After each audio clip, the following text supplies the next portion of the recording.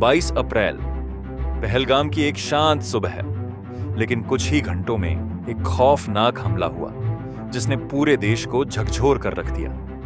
26 लोग अपने घर वालों के पास कभी लौट कर नहीं आए। यह सिर्फ एक आतंकी हमला नहीं था, यह एक खुला चैलेंज था। भारत के सामने सवाल था, क्या अब भी चुप रहेगा? लेकिन भारत चुप नहीं रहा। जवाब दिया ऑपरेशन सिंदूर के रूप में। एक ऐसा नाम जो सिर्फ मिलिट्री मिशन नहीं, बल्कि एक गहरा प्रतीक बन गया उन सभी औरतों के लिए जिनके माथे का सिंदूर इस हमले ने छीन लिया। ये ऑपरेशन उनके नाम था, माओं के लिए, बहनों के लिए, पत्नियों के लिए, जिनके अपने अब सिर्फ तस्वीरों में रह गए। मगर यह जवाब सिर्फ गोलियों और बमों से भरा हुआ शोर नहीं था। यह था एक सोचा समझा, सधा हुआ, संयम से भरा कदम। हर टारगेट सोच समझकर चुना गया, हर कदम जिम्मेदारी के साथ उठाया गया। भारत ने ऑपरेशन सिंदूर को एक सटीक और नियंत्रित कार्रवाई बताया। कुल 9 ठिकानों पर हमले किए गए, पाकिस्तान अधिकृत कश्मीर और पाकिस्तान के भीतर मौजूद आतंकी ढांचों पर। लेकिन ध्यान दीजिए, किसी भी पाकिस्तानी मिलिट्री इंस्टॉलेशन को नहीं छुआ गया। ये सिर्फ आतंक के अड्डे थे, न कि सेना के बेस। सबसे बड़ा निशाना बना मुरीद के, जहां लश्कर-ए-तैयबा का हेडक्वार्टर मौजूद है।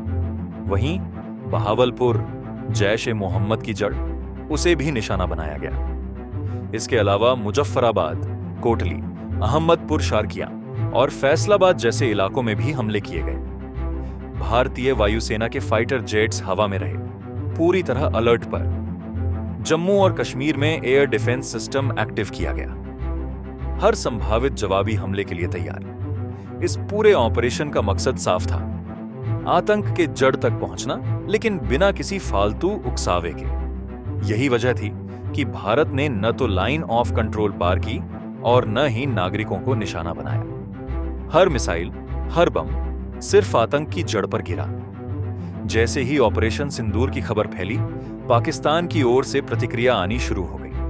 DGISPR यानी पाकिस्तानी सेना की मीडिया विंग ने कहा, हम जवाब देंगे, समय और स्थान हम खुद चुनेंगे। पाकिस्तानी फाइटर जेट्स को आसमान में देखा गया। राजौरी और पुंछ सेक्टर में सीज फायर उल्लंघन की खबरें आईं। भारी मोर्टार शेलिंग और फायरिंग हुई, लेकिन भारत पहले से तैयार था। Air defence system active, fighter jets stand by पर। दिलचस्प बात यह रही कि पाकिस्तान ने दावा किया, भारत ने नागरिक इलाकों पर हमला किया है, जबकि भारत ने साफ कहा, ना कोई मिलिट्री साइट छुई गई, ना कोई नागरिक निशाना बना। सिर्फ आतंक के ढांचे जो निर्दोषों की मौत की फैक्ट्री बने हुए थे, उन्हीं को मिटाया गया। इस बीच दुनिया की नजर इस पूरे घटनाक्रम पर टिकी रही। कई देशों ने पहले से भारत के इस कदम को लेकर सहानुभूति जताई थी, खासकर जब पहलगाम का हमला हुआ था। अब जब जवाब आया है, और वो भी इतने सधे हुए तरीके से, तो अंतर्राष्ट्रीय बिरादरी के लिए भी एक साफ संदेश गया है, भारत आतंक को बर्दाश्त नहीं करेगा, पर बिना वजह जंग भी नहीं चाहता। ऑपरेशन सिंदूर सिर्फ एक जवाबी हमला नहीं था, ये एक संदेश था आतंक फैलाने वालों को और उन्हें छुपाने वालों को। ये एक चेतावनी थी जो गोली से नहीं, समझदारी से दी गई। भारत ने दिखाया कि अगर उसका धैर्य टूटा तो उसका जवाब सिर्फ जोरदार नहीं, बल्कि न्याय संगत होगा।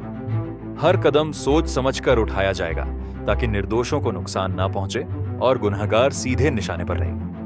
और जो नाम चुना गया, सिंदूर, वो सिर्फ एक शब्द नहीं था, वो उन खामोश चेहरों की चीख थी जिनके माथे सूने हो गए, उन सपनों की राख थी जिन्हें आतंक ने निगल लिया। लेकिन ये राख अब हवा में नहीं उड़ती, अब ये राख बदलाव की आग बन चुकी है। भारत ने अपना काम कर दिया है। भारत अब सिर्फ शोक नहीं मनाता, वो हिसाब भी करता है।